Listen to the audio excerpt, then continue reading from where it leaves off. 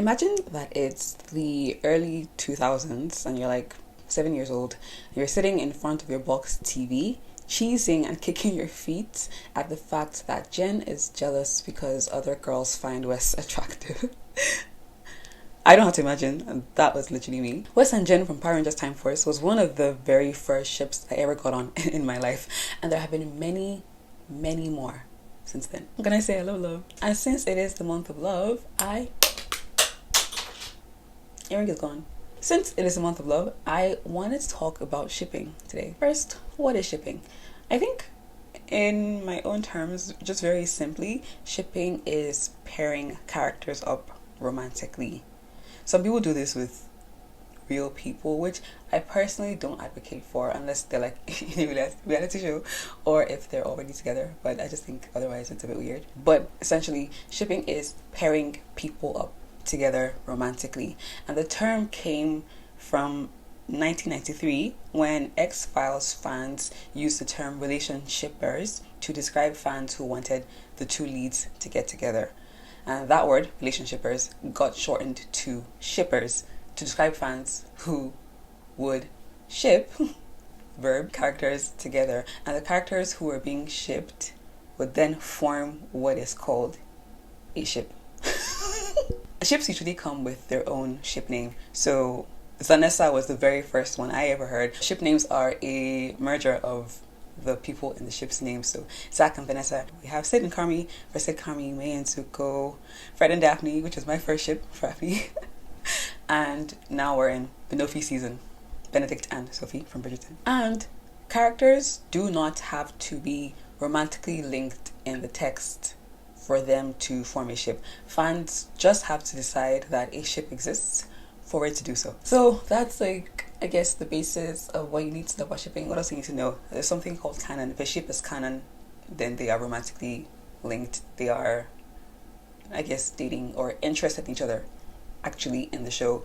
And then there are ships that aren't canon, which is they're not romantically linked, but fans want them together anyway. So I might use all these words in this video. So as I said, I'm a veteran shipper. I've been shipping since the early 2000s, before I even knew what shipping was. And I think we all ship to an extent. I feel like if you're watching something or you're reading something and you're like, oh, I like these guys together, you're shipping them. And people obviously ship to a very, very intense level, and people also just ship casually. You might not even really care, whatever. There's varying degrees to this. But I've been shipping since the early 2000s, and I think in my lifetime I've seen fandom expression. Oh, fandom is another word. What is a fandom? A group of fans. I guess it's like from Kingdom. I'm making this up. I think it's from Kingdom. Fans in a kingdom, they're a fandom. Anyway, I've seen fandom expression and especially shipping kind of change its forms throughout my lifetime. So initially for me, it was, I would watch the TV show and then I would talk about it with my sisters, and we'd fight, or like we'd be like, oh, that's so cute. I know that fans in other parts of the world would actually form fan clubs. I never did this, but like they would actually be in fan clubs and actually like meet and do scrapbooking and things like that, create actual physical pieces of media. And then we got to the magazine era. In our house, we were a Tiger Beat and Bob magazine family. So we have those magazines where then there'll be the quizzes like, oh, are you Team Edward or Team Jacob? You know, which ship is yours? And in that way, fans all over the world got to engage with these ships. Even though we weren't directly engaging with each other, we were still kind of engaging with like the same material that was outside of the show. And then this was also for me around the same time that fanfiction.net was popping. What do you know about fanfiction? Fanfiction.net was a website, and I say was, but like I looked it up as I was scripting this, and it is still active. So is a website that has literally thousands and thousands and thousands of stories written by fans about their favorite characters, their favorite films, books, movies, TV shows.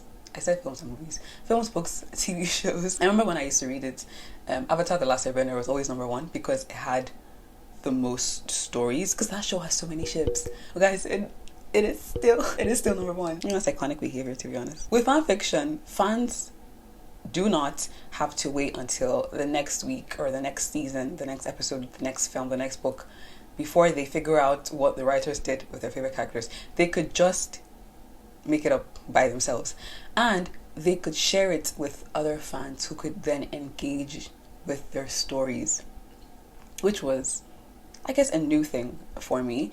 And in this way, fans go from becoming consumers of a product, a media text, to then becoming producers of the text, or actually in media theory, prosumers. Henry Jenkins is a media scholar who studies fandoms and just audiences, and he talks a lot about how audiences have moved from just engaging with a product or just being consumers of a product to actually then moving that love for that product into creative expression. Like, them creating these things is now part of what it is to be a fan and to really, really like something. And with social media blowing up, even since I read fan fiction, 10, 15 years ago. How old am I? Way more than that. We've seen audience culture, fandom culture, shipping culture also expand and just explode with the way social media has moved. So now I see a lot of fan videos and fan edits, like people are making short films about their favorite ships and their favorite characters, and they're actually so talented in crafting their own stories visually just from what they've been given. And I see this on like YouTube and on Tumblr, and of course there's the Twitter discourse. Log on to Twitter right now and I promise you there's somebody fighting with someone else about why their ship is better. And like back in my day, it was like, okay, yeah, I watch a show and I fight with my sisters. I'd be like, oh, I think Beck should be with Jade and not with Tori, and like we would argue over that. But now I'm seeing people fight with strangers about ships that have no overlap. Like, instead of, oh, I think character A should be with character B instead of character Z, it's like characters A and B are a better ship than characters X and Y, and this is the reason. Like, it's very serious on the internet. But why? Why are we so invested in these relationships that are not ours and are not real for a lot of them? Why were the Bear fans literally writing and calling for Sydney and Carmi to be made a canon relationship? Why have I spent the last 2 weeks obsessing over Minji and Sung Il, even though I have been told repeatedly not to take relationships on this show seriously? Like, they have no real world repercussions, apparently.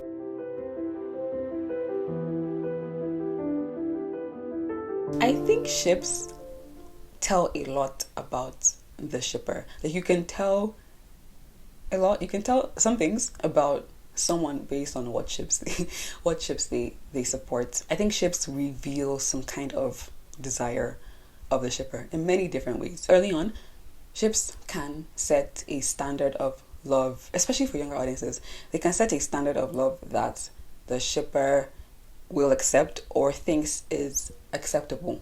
And this is where like a lot of conversations are had around what kind of relationships are shown in the media. For example, Arya and Ezra, yes, from Pretty Little Liars, had a very controversial relationship. And it was controversial because, yes, it was illegal.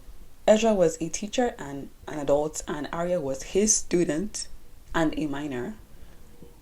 And also, there's the conversation of, well, if we're showing this as like this is a normal relationship in this TV show, what are we telling our audience is okay? If somebody's watching this and being like, oh, I love Ezra and Fitz so much, are we kind of allowing them to think it is acceptable then for an adult or a teacher or someone in a position of power to then approach them in this way? Trigger warning, I'm about to go into like a little bit of sexual assault, but I watched a movie last year titled Rape Play.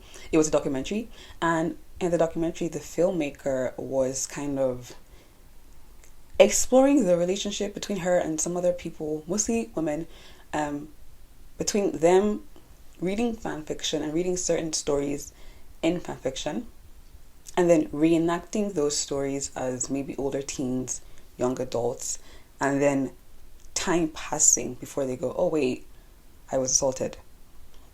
And it was just fascinating to hear all their discussions about it, about how initially, as we say, like shipping and fan fiction, especially for younger audiences, especially for younger girls, is a way for them to kind of explore their own desires romantically. But then is the ship healthy? Is the relationship healthy? What they are absorbing as and accepting as normal, is that actually healthy for them? And it's only when they get older, maybe when they've experienced the relationship they were so in support of, that they're like, oh, actually, wait, that's not that's not good. And I think the early 2000s, I feel like, were a weird time, because sometimes, like, now looking back, we watch back the stuff we watched when we were younger, and we're like, that I don't know what that is. That's not a good relationship. That's not a healthy relationship.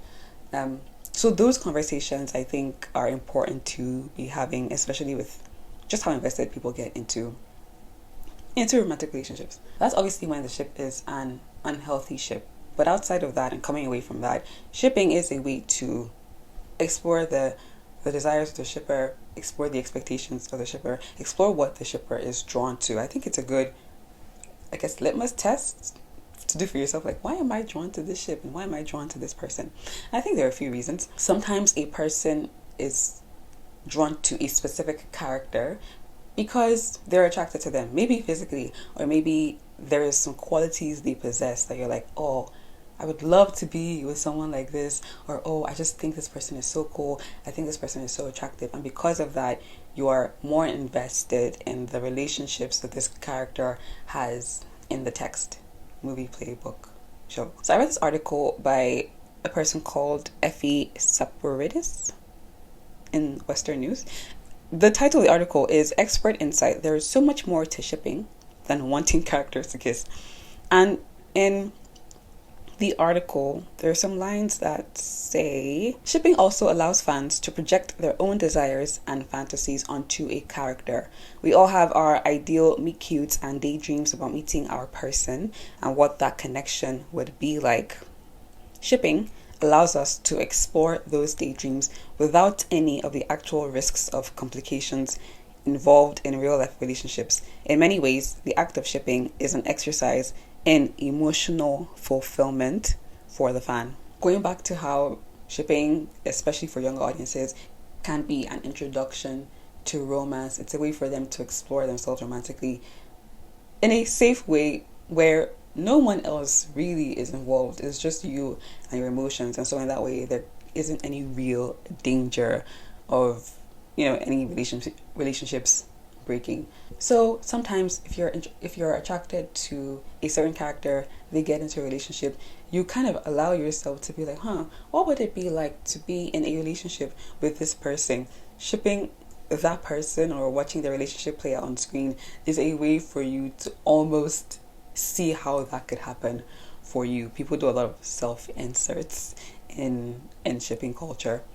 So I think that's one reason why people get invested, is when you're drawn to a character because they have attractive qualities that you like. Other times, it's not that the shipper is attracted to a person in the ship, it is that they see themselves in a person in the ship. This is where identity and intersectionality come into play. Actually, there's a person called Brit Kelly who is a lecturer.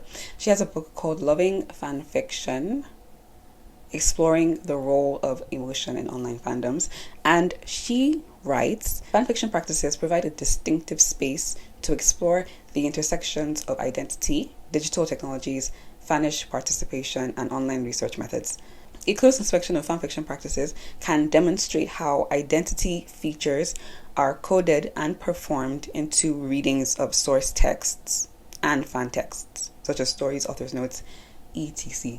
So sometimes when we watch a show, we are drawn to a character because we see ourselves in them. Sometimes you're like, oh, this person looks like me. This person has the same kind of mental abilities as me. This person's from the same place as me. Sometimes we just have a shared life experience. And so because you relate to that person, you are invested in the relationships they have. You're invested in how the relationships are treating them. And sometimes it gets to the point that if someone else says something bad about that character, it gets more personally to you. If you hear, I don't think these two people should be together, then it can read as, oh, so you don't think I deserve love. And I'll actually give you an example of this. In 2021, Disney Plus released Falcon and the Winter Soldier, which is part of the Marvel Cinematic Universe. It follows Bucky, the Winter Soldier, and Sam, the Falcon, and there's like a buddy comedy TV show, which I thought was really good. It was so solid. I like Bucky and Sam's dynamic, so it was a great show to watch. But in the show, there's a few, I think maybe 2 or 3 really quick scenes where Bucky is flirting with Sam's sister, Sarah. Sarah is played by Adekbero Oduye, who is a dark-skinned black woman. So I'm watching the show. Also, she's Nigerian, like me. I'm watching the show, right? And I see those like 2 or 3 really, really quick scenes, and I'm like, huh, okay, what is happening here? Only for me to get online and see that people are saying what I saw with my own eyes did not happen. They're like, oh no, Bucky wasn't flirting with Sarah. He was just being nice, or he was just talking, whatever all the other things people were saying were. And I just found that interesting. And obviously then we get to like the Twitter discourse. There were things people were saying like, oh, you guys are just projecting. You just want Bucky to flirt with Sarah, but he wasn't really doing it. And then there was another side that was saying, well, you're just being racist. You can't imagine that a dark-skinned black woman is being seen in this way by your favorite white boy. Everyone loves Bucky. I love Bucky. Well, you know what I mean? And I found it interesting because I watch a lot of reaction videos, and I did notice that the people who had the same reaction as me, they were kind of like, oh, like what's going on here, were mostly black women. And other people who didn't notice it or just move past it were people who were not black women. And in itself, it's not a big deal. It's just a show. But I just thought it was interesting, that idea that maybe I was able to pick up on this because I relate to Sarah in some way. But then, I don't know. I think that's a bit weird because it was obvious. I don't think it was something that was kind of like, oh, this would be nice. It was very much giving flirty. So then there is that question of, do you have to have the same life experiences as someone to see their experience if it's in front of you? But I do think that maybe I felt a closer connection to her, and so because of that I was quicker to pick up on something like that. It's just interesting. I want to know what you think. Have you seen the show? Do you think that was flirting or not? Please don't fight. So whether you champion black love or you really champion a person of color being seen as desirable in the mainstream, or whether you champion a queer love that is out and proud without any fear, or you champion a love that transcends class or education barriers, those things can be informed by your life experience and how you show up in the world, how you perceive yourself in the world. And then other times, instead of, maybe being attracted to someone in the ship or seeing yourself in someone in the ship or both, sometimes you just have a good eye. Sometimes you're just like, I see this and I see this and I think you should be together. It's like putting your friends together, setting your friends up. You're not really personally invested, but you're like, I just think this would be good. And I think even then, that says a lot about you. So I'm really curious to know what your favorite ships are and what you think that says about you. Like, I always joke that I think I'm pretty boring because a lot of the ships that I ship are already canon. I don't typically ship something unless it's already happening. I have exceptions obviously, but generally I ship what is already canon. But I think also maybe I'm just the kind of person who's like, you guys chose each other, okay, then I'm gonna support you, and I'm really gonna like be in your corner, like, no, we won't make this work unless I hate someone in the show. And I have another example for this. So I started watching Grey's Anatomy when I was 20, which was many years after it first came out. I was already older. I just got into it and I was like, let me check this out. So I started watching it, and in Grey's Anatomy, it's about doctors in a hospital. The main character is Dr. Meredith Grey. The show is named after her, right? And in the beginning, she has this kind of thing. She likes this other doctor called Dr. Derek Shepherd. So I'm watching and I'm like, okay, cool. Like, I'm not really personally invested, but I'm like, I'm fine with it. I'm not mad at it. Like, it's fine. Cool. I'm watching them do their little, they, and then we find out later that Derek is married. Derek has a wife. Okay, and she pulls up Dr. Addison Montgomery. She's also a doctor. So she comes to this hospital and she's working with them, but she's also like, yeah, that's my husband. And we're like, huh? And then we find out that Addison had cheated on Derek, right? And he's been trying to leave her, but she is refusing to sign the divorce papers. So you're like, okay, so like he's not like, he just leave his wife and go meet somebody else, even though it's kind of messy, but fine, right? He's trying to leave her. She's saying, no, I'm not gonna let you go. And then it gets to this point in this one episode where Addison is like, okay, you know what? I'm gonna be in this place, let's say like at 6 o'clock. And if you do not come and meet me, I will know. It's done. There's no saving this marriage, and I will sign the papers and I will leave.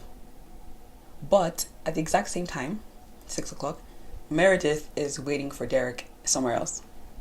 So that whole scene is like, who is Derek going to pick? Is he going to go to Addison and work on his marriage? Or is he going to not go to Addison and go meet Meredith? And like, so we know he's picked her. I'm watching and I'm like, obviously he's going to go to Meredith because she's the star of the show. This is how these shows go, especially back in the day, in the early 2000s. It was very much, star of the show gets the man she wants. That was how I read things. So I was like, he's going to go to Meredith. I'm going to fall for this, this tension. But then, long story short, Derek picks Addison. He actually goes to see Addison, and then he makes a whole big deal to Meredith about how Addison is his wife and how they've been married for 11 years and he can't just throw all that away. He has to see it through. And so I'm like, oh wow. Like, guys, I was convinced by his argument. I was like, you're right. Yeah, fight for your marriage. I really was like, you know what? I support this. And like, truly, I was so won over by the argument that I was like, I am shipping Derek and Addison. I'm going to stand in your corner. We're going to make this work. And obviously, in the beginning, it was a bit janky. They still had like fights. They had to go to therapy. They had a lot of things to deal with. She cheated on him.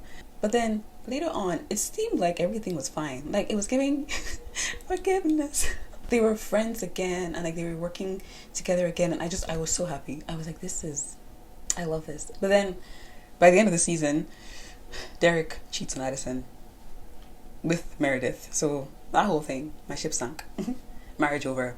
And I remember I watched that episode. I think it was the last episode of the season. And I was so mad. I was so angry. I stopped watching the show. And it took me a while before I could be okay just seeing Patrick Dempsey's face. Like, I think at that time, Patrick Dempsey had a movie coming out. And so they were advertising on like buses, and I would be outside, a bus would go by, and I'd get so angry.